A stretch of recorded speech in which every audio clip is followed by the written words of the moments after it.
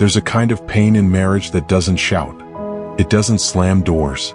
It doesn't throw insults. It doesn't leave bruises. It just stops talking. You ask a question. No answer. You try again. One word response. You reach for connection. And you're met with distance. And suddenly the loudest thing in the house is silence. But what if that silence isn't peace? What if it's punishment? Many couples say, "We don't argue much."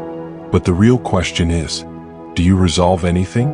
Because absence of conflict is not the same as presence of health. Some marriages aren't calm. They're frozen.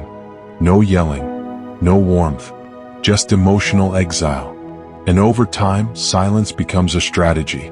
Weaponized silence is not healthy space. Healthy space says, "I need 30 minutes to calm down so we can talk productively." Weaponized silence says, "You don't deserve access to me." Looks like withholding affection, refusing to answer direct questions, ignoring texts intentionally, sleeping coldly without explanation, shutting down for days. The goal isn't peace. The goal is control. Silence can feel powerful. When someone wants connection, and you deny it, you control the emotional temperature. Often the silent partner believes, "If I don't engage, I can't be hurt." Or, "If I withdraw, they'll feel how serious I am." But prolonged withdrawal creates anxiety in the pursuer, and power imbalance in the withdrawer. One chases, one retreats, and the cycle tightens. Scripture doesn't support emotional punishment. Ephesians 4 verse 26. Do not let the sun go down while you are still angry. That verse isn't about rushing resolution. It's about refusing prolonged hostility. Proverbs 18 verse 21. The tongue has the power of life and death. Silence can also bring death, because love requires engagement. Healthy space is communicated clearly, has a time boundary, leads back to conversation. Weaponized silence is indefinite, is unclear, is meant to create discomfort. One protects the relationship, the other pressures it. Not all silence is manipulation. Sometimes it's trauma. Sometimes it's upbringing. If someone grew up in a home where conflict meant explosion, they may equate silence with safety. Others shut down because they lack emotional vocabulary.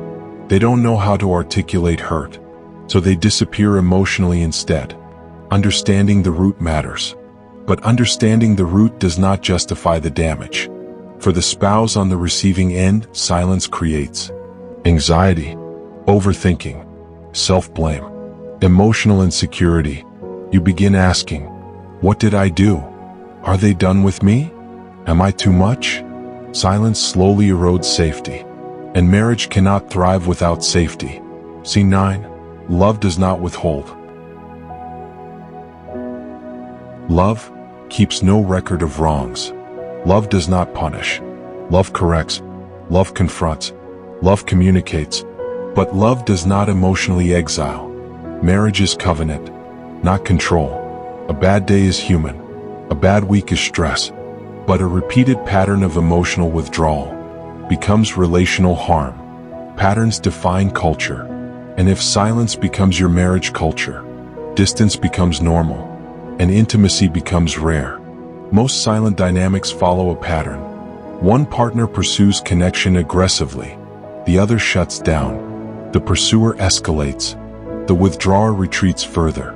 Both feel misunderstood. Both feel overwhelmed. And neither feels safe. Breaking this cycle requires courage from both sides. If you're experiencing it, avoid attacking.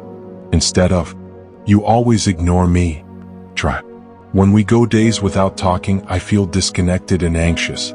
I need clarity." Focus on impact, not accusation. Invite dialogue. Don't demand it.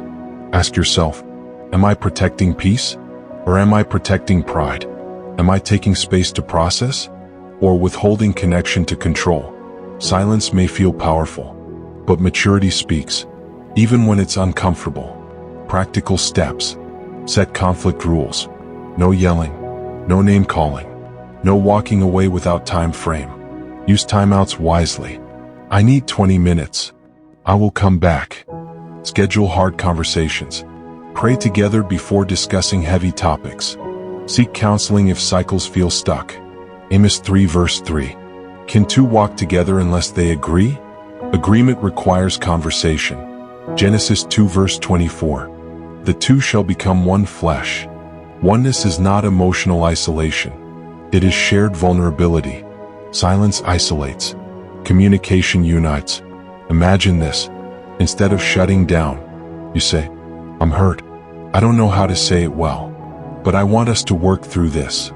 That sentence alone can change a marriage trajectory, because humility disarms tension, and honesty invites healing.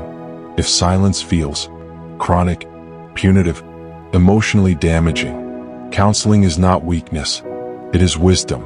Some communication patterns were learned long before marriage. Healing them requires guidance. Silence is not always golden. Sometimes it's a wall, and walls don't protect intimacy. They prevent it. Marriage is not about winning arguments. It's about building understanding, and understanding requires words. If your marriage feels quiet, ask yourself, is this peace or is this distance? Because the strongest marriages aren't the quietest ones. They are the safest ones, and safety is built through consistent, courageous conversation. Have you experienced emotional withdrawal in marriage? Share respectfully below. Subscribe to Relationship in Marriage 247, where faith meets clarity and truth protects love.